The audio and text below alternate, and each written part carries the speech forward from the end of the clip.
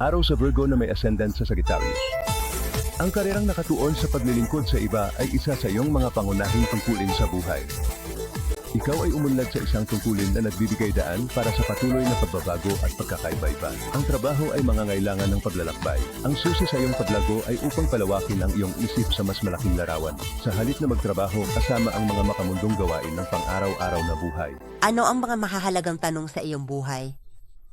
Mahigit 1 taon na kami ng boyfriend ko. Nakikita mo ba ito na humahantong sa kasal? Mayroon akong 2 alok sa trabaho.